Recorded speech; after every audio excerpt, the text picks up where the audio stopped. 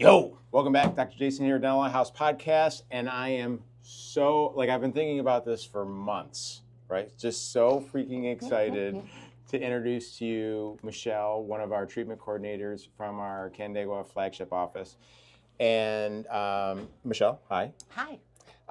One of the reasons I was super excited about it is, case acceptance is just a huge metric that we try to manage the most proper way that we can. And over the last couple weeks in our group coaching calls, we've had a lot of conversations about case acceptance and everything that is involved with case acceptance. So Michelle is a unicorn when it comes to presenting treatment, when it comes to case acceptance.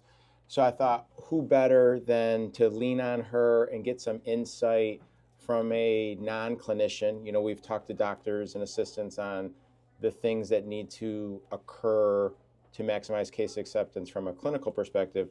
But I think there's so many stones left unturned that from an administrative perspective that we don't really get privy to. So Michelle's an open book. She's just an unbelievable resource, and I wanted to bring her in and we can kind of unpack why she sees case acceptance that is poor, and then what we can ultimately do to maximize it. So with that context and backdrop, is that something that you're cool with?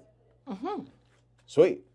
So let's talk about, first and foremost, let's define case acceptance, right? Just so our listeners have clarity on what we're really talking about. And in our world, there's case acceptance and then there's treatment acceptance.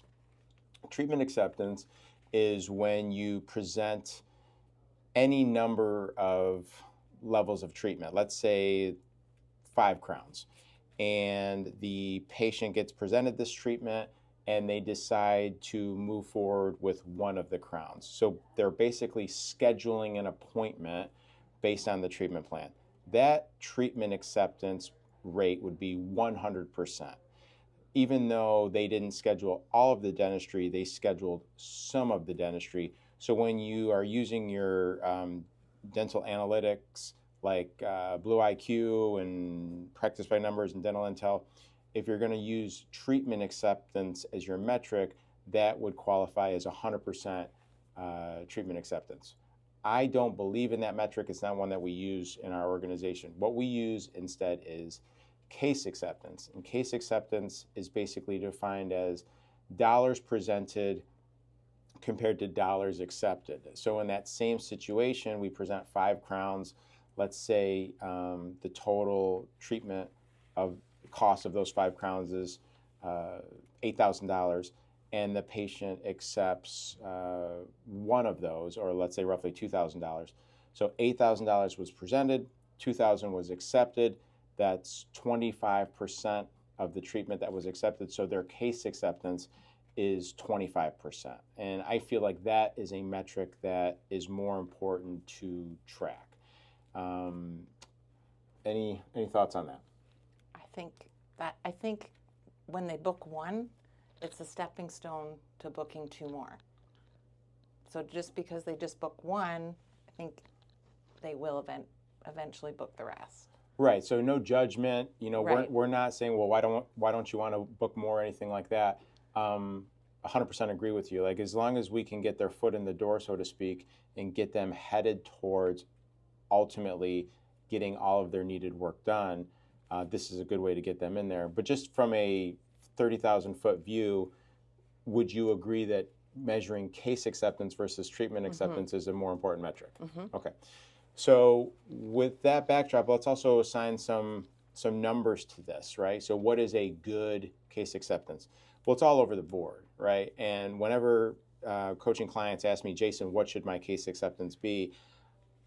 I almost sound like a broken record. I'm always saying to them, better than it currently is, right? So if you want me to say something like 35% or 40 or 45%, I'm not going to say that because I don't know where you're currently at.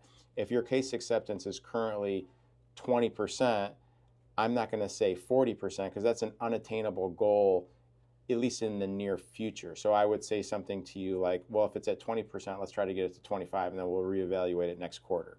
So in our offices, our case acceptance goals are really dependent on the doctor and the treatment coordinator they're working with.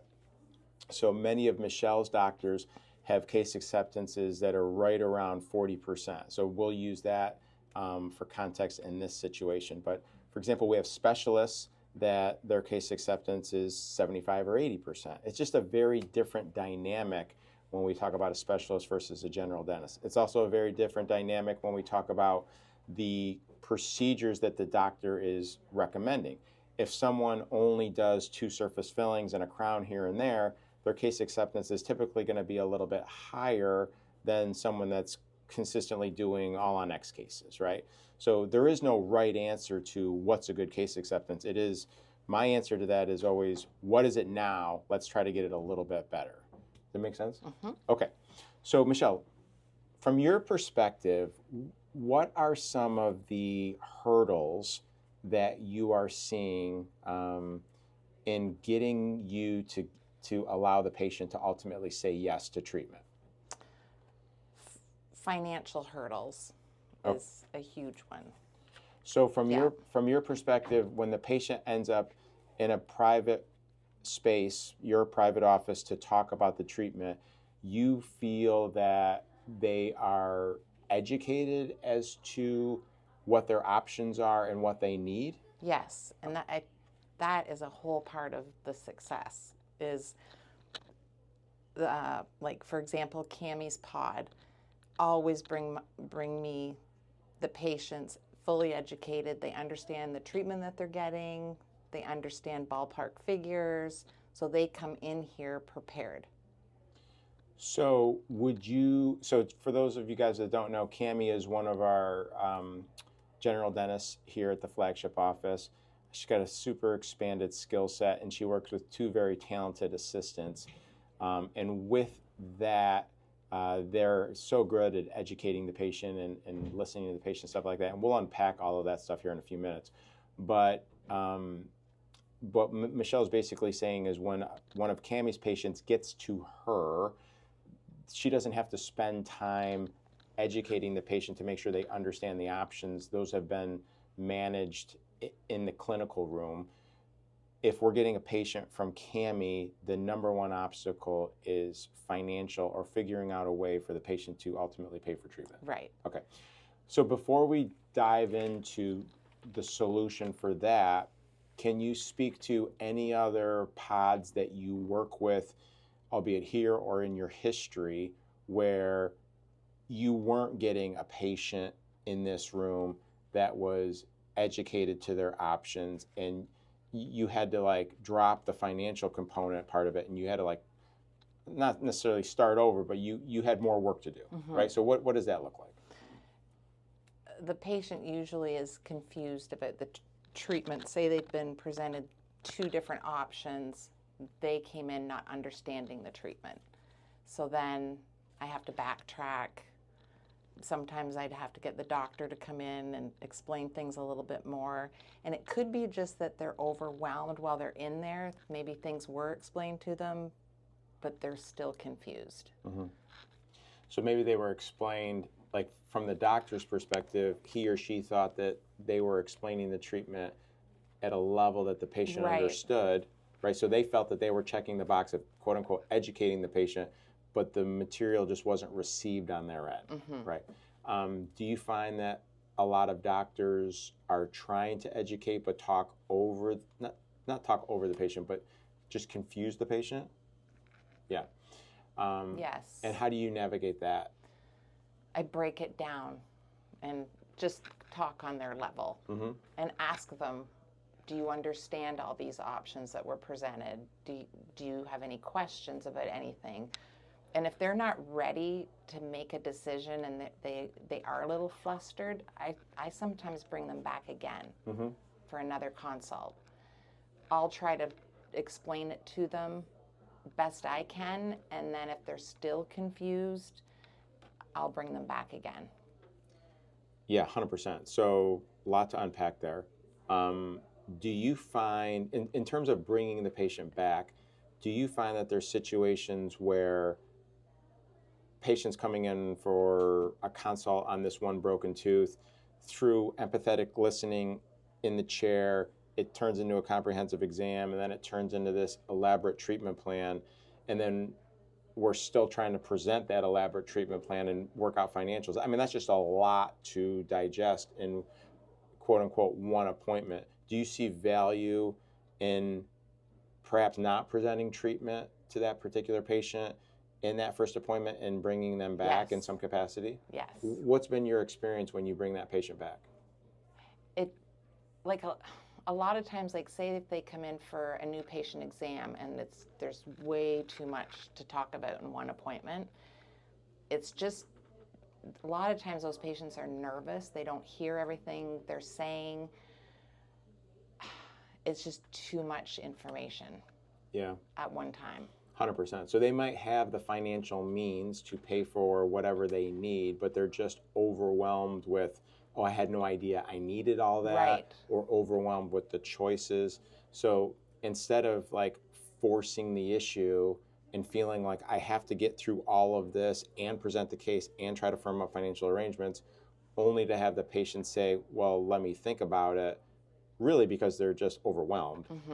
From your perspective, you've seen a higher rate of case acceptance when we just bring that patient back. Take our time. Yeah. Yeah, I would 100% agree. So as you guys know, I don't practice clinically anymore, but when I was practicing full time, I would always use verbiage. And again, not every single situation, but if there were multiple treatment options, or if I was bringing up treatment options that were not even on the patient's radar. So for example, someone comes in with a broken tooth and they need all their teeth removed, right? That full-blown perio, they're going to need to be into an immediate denture. Like that's very overwhelming to someone who had no clarity on their current condition. And for me to communicate all of that information and the tens of thousands of dollars that it's going to cost them, to your point, Michelle, like I think it just leads to a sense of being overwhelmed. So I think it takes a level of self-awareness to recognize that the patient is overwhelmed. And if you can recognize that, then my standard verbiage was, you know, Mrs. Jones, there's a lot going on here. I want to be able to do right by you, and I want to be able to plan your case as perfectly as possible. I would be doing you a disservice if I tried to do that in 5 or 10 minutes and then have Michelle present all of your treatment options. So what I'd like to do with your permission is have you come back in a week. During that week, I will study your case inside and out. I will come up with 2 great treatment options for you. And then when you come back, we can talk about these options in detail, talk about the cost, talk about financial options, and try to make this fit inside the chaos of your life. And I almost never had a patient push back on that because they truly knew that you were making this decision in their best interest. And I do think it comes with experience. And I feel like the newer doctors sometimes are maybe overwhelmed too when they see somebody that needs all this work done. And I think if they just looked at it just how you explained it, it would be so much better. Yeah, I don't know what it is with new docs where they feel like this pressure or this obligation to fit everything into this 60-minute window. And even though we've had constant conversations with our younger docs, I think it's just, to your point, part of the growing curve where they have to come to the realization of when they do that, they're not serving anyone. They're not helping themselves because the patient most likely will say no. They're certainly not helping the patient because now they're overwhelmed and almost like feel a sense of guilt because they came in expecting one thing and they're leaving with something else. It just doesn't work like in any situation. Now you will have the one-off patient that's like insistent on, well, I'm here, I need to know. And in those situations, to be 100% honest, like I would not present the total situation. If someone were pressuring me to present to them a treatment plan, I would typically just focus in on what they thought was the issue, like this root canal here or taking this tooth out or something like that. Yeah. The other benefit that I've experienced when you can take a step back, take a deep breath, and have the patient come back is I would then say to Mrs. Jones, Ms. Jones, we're going to talk about a lot next week, and it could come across as overwhelming. And for that reason, I would love for you to bring someone with you to that consultation appointment, someone you trust, another set of eyes and ears, so they can hear and see things that you may miss as we're having a conversation with you. And now you'll have someone in your corner, you'll have an advocate that can help you ask the right questions and help you ultimately make the decision that's going to be in your best interest. Yeah. And when a 70-year-old who has a lot of needs, when they come in with their son or daughter, or when a 30-year-old comes in with their mom or dad, you can almost guarantee that you're going to have a higher level of case acceptance, because how it plays out almost every single time is we'll present the treatment. The patient will say something like, okay, I know I need that, but that's a lot more money than I was anticipating. And then they'll say something along the lines of, well, let me think about it. And then their advocate, their son or daughter or their mom or dad, will then say, you've been talking about your teeth for years. Like, you trust this office, you trust this dentist, like it comes highly recommended. Just get it done. We'll figure out a way to just get it done. And it's nice to have the patient have that advocate in the room, encouraging them to just push through the initial obstacle of the finances. Yeah. Yeah, it's so helpful. I try to encourage all the patients to bring someone with them, because I just, before you got here, had a really nice couple in, $17,000 worth of treatment. I presented at a consult. They were just in for a regular consult, and his wife was with them, and she said, honey, this is going to be so nice for you not to be in pain. I'm so excited.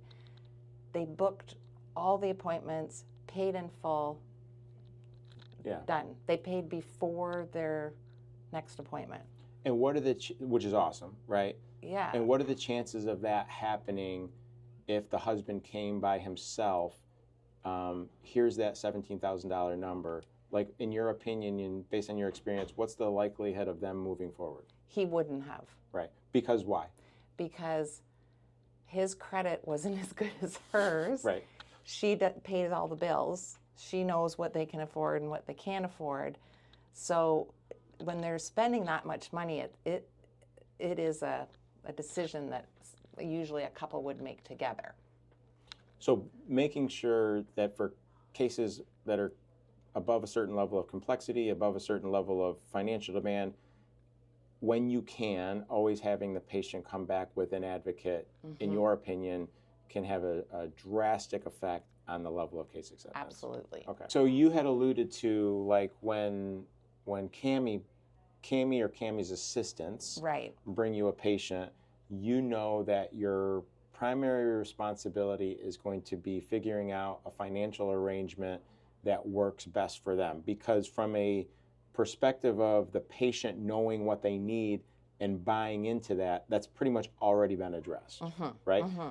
When it's not someone with Cammie's experience, when it's not someone with those assistants that she specifically works with, when it's one of our new docs and perhaps a new assistant, and the patient ends up back in your office, do you feel like obviously you still have to figure out the financial component, but what other obstacles are you having to deal with that type of patient versus someone that's been vetted by a more experienced doc?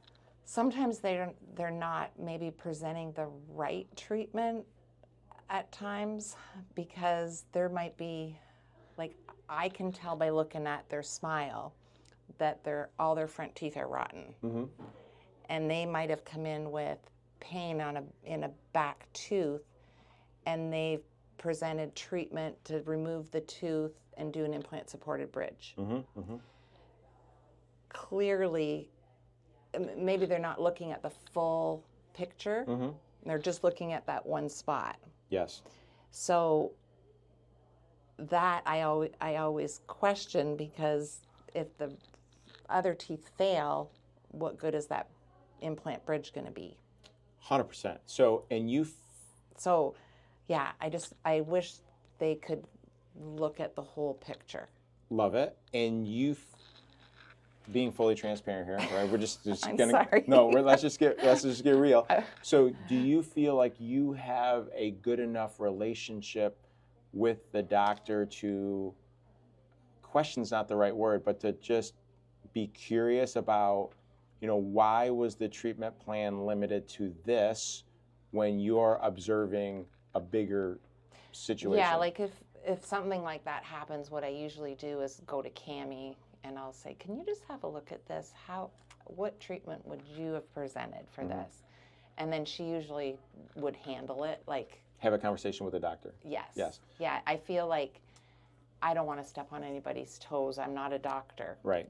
It's just my experience. I just sometimes can see those things. 100%. Yeah. So it's such a great point. So in trying to unearth why that would happen, there's really two reasons, right? The reason that I hope it is we've talked about comprehensive dentistry with the patient, and they were either not interested in that or didn't see the value in it, something along those lines. So they specifically said, I understand that I need work everywhere, but I just want you to focus on this. Yeah. Right? And if we hear that from the patient, then our philosophy is, okay, we'll do that, with the caveat of when these other things. And I think that's what happens. And I sometimes will get a different patient in here because I feel like sometimes they're more comfortable in here, and we can get more real with what they're looking for. But with the doctor, and I'll go back and say something to the doctor, and they'll say, well, this is what they asked for. So So as a younger doctor, I was always giving the patient what they asked for, even though I knew in the back of my mind that they were asking for the wrong thing. Right. So I'd be like, and we've talked about this, the doctors and I, like when you're young, there's a huge fear of rejection. You don't want the patient to say no. So you would present to them either what they're asking for or limit it, because you know that if you treatment plan them comprehensively, truly giving them what they really need, they're not ready to hear that, or they get overwhelmed and they end up saying no and they end up somewhere else, right? So 100%. Early on, if we could collapse time for the doctors and not an ego thing, but basically say, like, these patients are here for your professional opinion and not for you to be a yes man to them. Like, so you need to at least present an option that deals with their overarching dental needs. And if they opt to say no to that, that's okay. It's okay. Right. Then you can start to specialize in what they specifically wanted. But you're doing a huge disservice if you don't at least have that conversation with them to educate them, to let them say no, or let them say, well, tell me more about that. And then it could possibly turn into a more comprehensive case. And I think it comes down to not having enough time to really sit down and do a full treatment plan. Like this is another example of a patient that I came across that came out of hygiene, was in for a new patient exam, I think. Came out of hygiene, and 23 years old, all of his teeth were rotten, every single one of them. And he did not want his teeth taken out. He wanted to save them. So he was given a treatment plan to save every tooth in his mouth, and it was like $40,000. And that's one that I questioned, because I didn't feel that there could have been another. That was like when we listened to the patient and not gave maybe what the actual best treatment. Yeah. Yeah. I mean, and 23 years old, like, you want to try and save their teeth, but it just was going to cost so much money. Yeah, so cost is definitely a factor in that. So a lot of things, I love that we're having like these real life example conversations, right? So when I hear that, a couple things like quickly come to my mind. It's impossible to develop enough of a relationship at a hygiene appointment with the doctor where a $40,000 treatment plan should come out of that, right? So if the patient has Yeah. like a Everybody's overwhelmed. 100%, like Yeah. the hygienist is overwhelmed, the doctor's overwhelmed. So why are we trying to Yeah. quote unquote force the issue and get a treatment plan in front of that patient in the last 5 minutes of a hygiene appointment, right? So what should have happened to the conversation we had a few minutes ago is there's a lot going on here. I need to study this situation. I need to learn it inside and out. I would love for you and your mom to come back here next week and then we'll go over your options, right? So I think that's the first thing. The second thing is patients know what they want, but they don't always understand like the consequences Right. of that, right? So when a 23-year-old who has bombed out teeth everywhere says, but I don't want to lose my teeth, totally get that.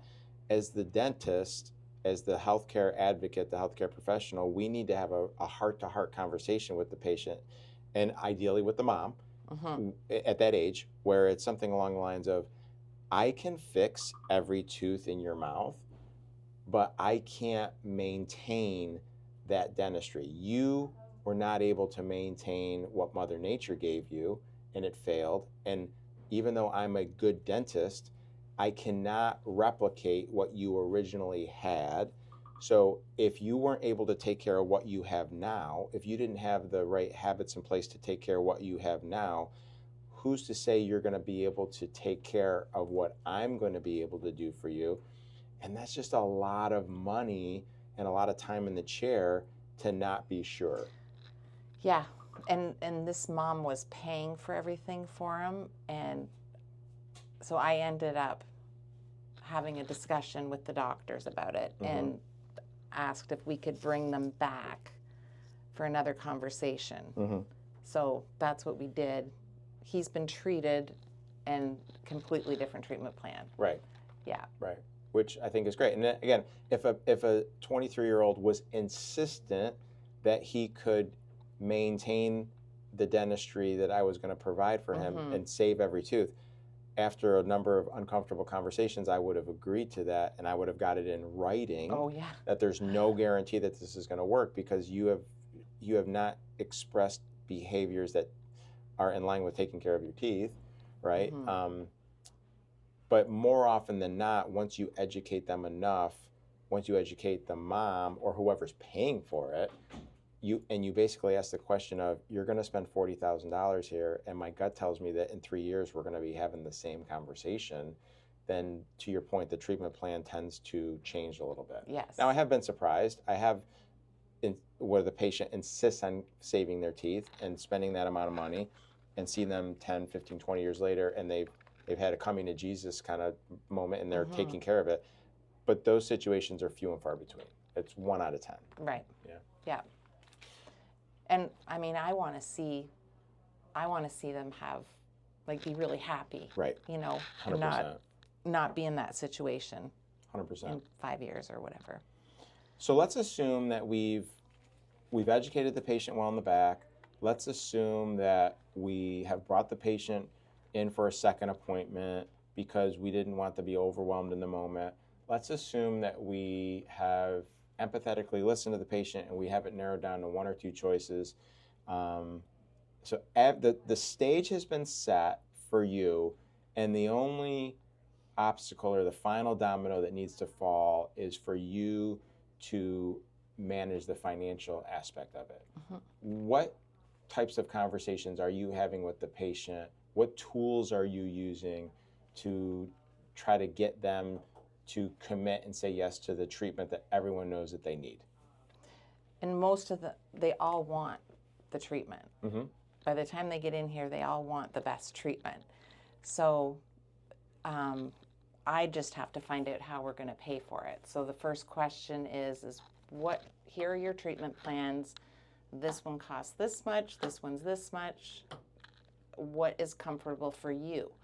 And they'll tell me the number. And then, like, I have to find out so say they don't have, I always ask them, do you have any money to put down on this treatment? And if they don't, then I have to finance the entire thing. So depending on the amount of the treatment, depends on what finance option I'm going to look at. Let's create a fictitious example and say that someone needs all their teeth out, Okay. right? And we really have 3 treatment plans. We have a traditional denture, let's say all in for $5,000. We have an implant supported denture, all in for $10,000, or we have a screw retained bridge, all in for 20. So someone's going to lose all of their upper teeth, and they are faced with these 3 options: a denture, implant over denture, or a screw retained bridge. So when that patient and their significant other, their mom, their dad, their daughter, their son sits down with you, you're basically laying out the 3 options. You feel that they're educated to the advantages and disadvantages of each option, and then where does the conversation go? So they let me know financially where they're at. What does that mean? I have to ask like a little personal questions, like, do you have any money to put down on the treatment? What's your credit score like?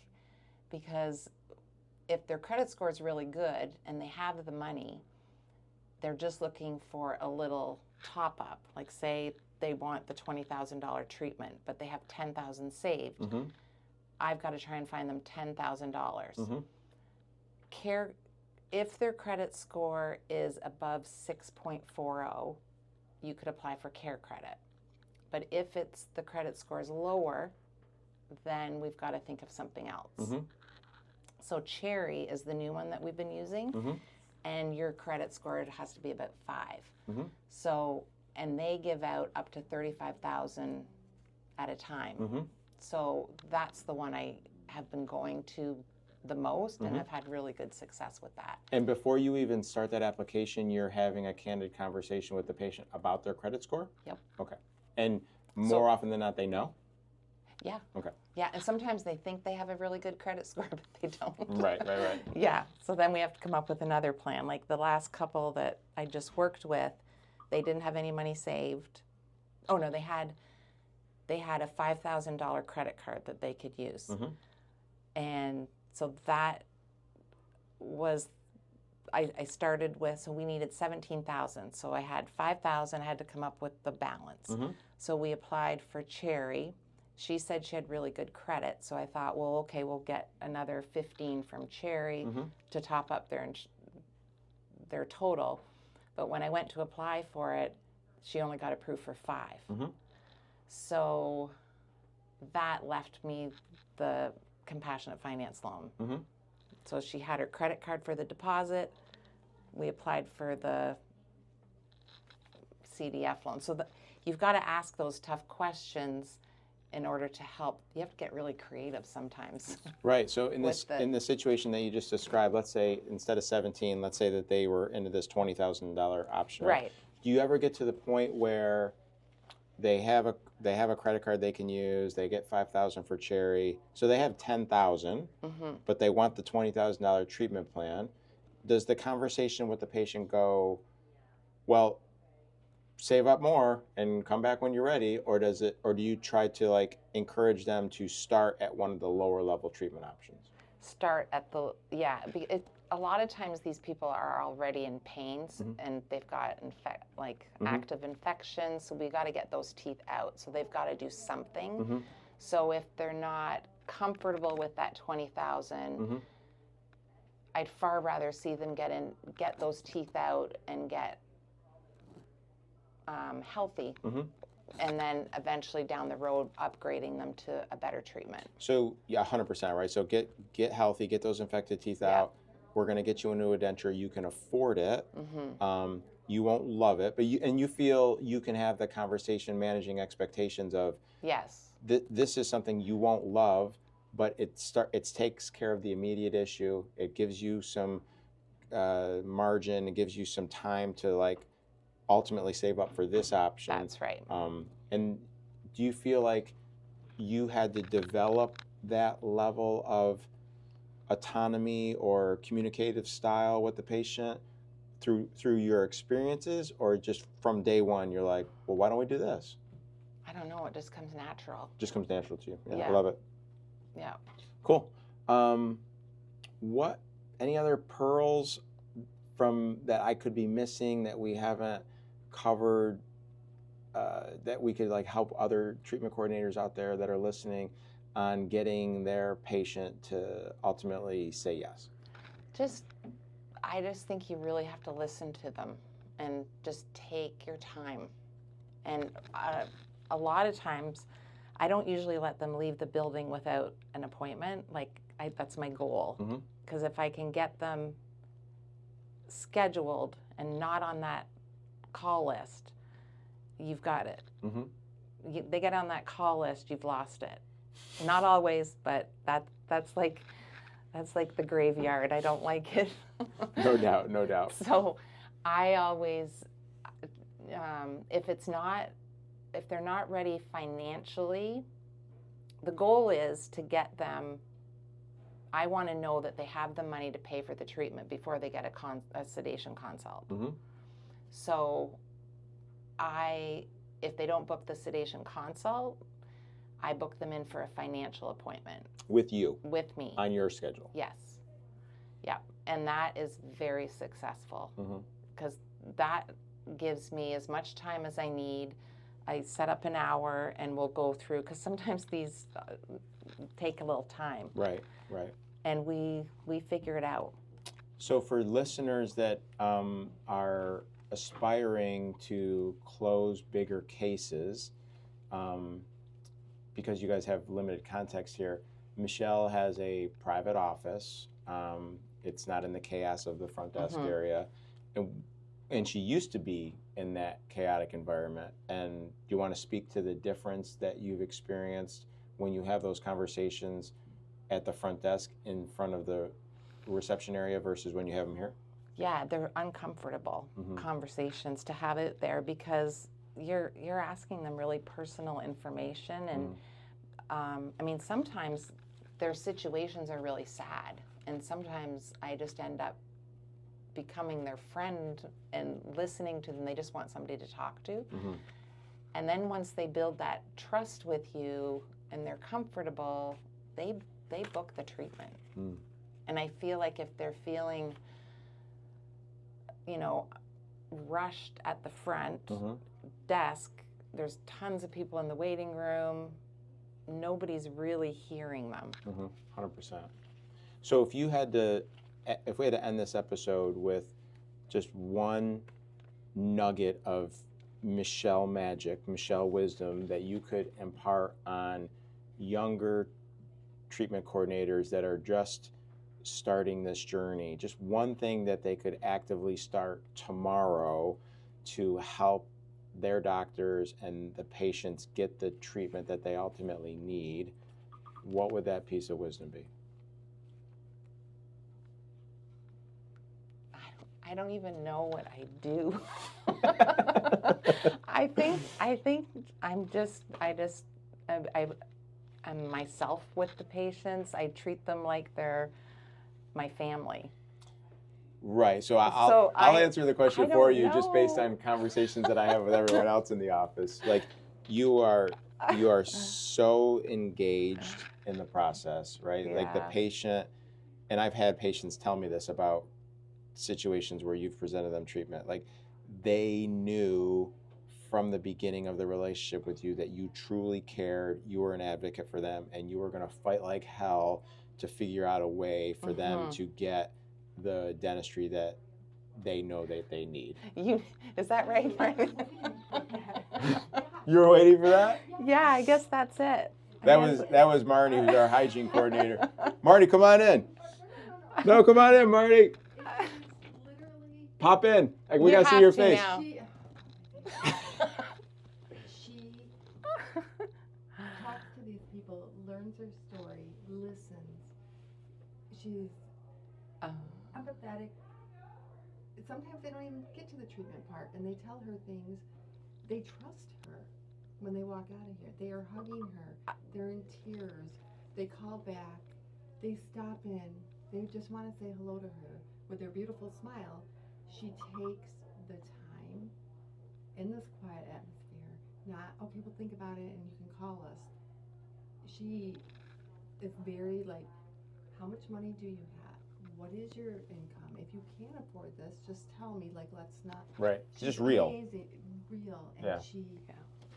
she can talk to anybody. About Except when I'm on anything. camera. Well, I'm looking, I'm like, you I- are so much Aw, more. What you just said. Marnie. She really is. 100%. That's why I was trying to like unearth that. Right. I yeah. was like, come on, Michelle, you can do that. Yeah, that's hard for me. But I noted I don't you're know. Amazing at what you do. I think I think it all comes down to I love what I do, and I wake up every day and think, who am I going to help today? Amen. Yeah, honestly, You help. that's what I do.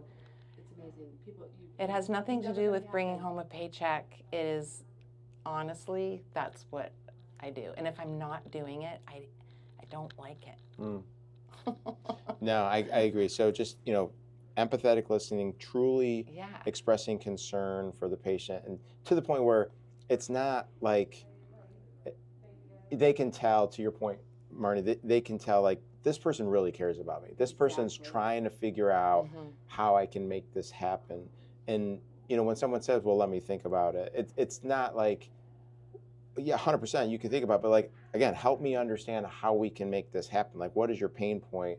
Like, I want to help you work through that. And I encourage them to think about it. Like, Give them yes, go that. home. I want you to talk to your wife, and then I want you to come back and see me, both of you. Right? 100%. And they do come back. Amen. It's amazing. All right, that's a wrap. So thank you so much, You're welcome. Michelle. was okay. Cameo from Marnie. Marnie, that just means that we're gonna have to have our own episode together. See, Marnie- that's what you Marnie's get for next. peeking your head over. No, come on, Michelle. But Come on, toot your own horn. Michelle, thank you so much for your time, and I'm sure people will have questions after listening to this podcast that I won't be able to answer, so I will forward them your way and give you even more work to do. Sure, But if it sure. ultimately, to your point, if it ultimately kind of collapses time for a younger treatment coordinator that's trying to figure it out, I'm assuming that you'll love helping them. Oh, yeah. Yeah, Yes. no doubt. Yeah. All right, that's a wrap. Thanks. Thank you.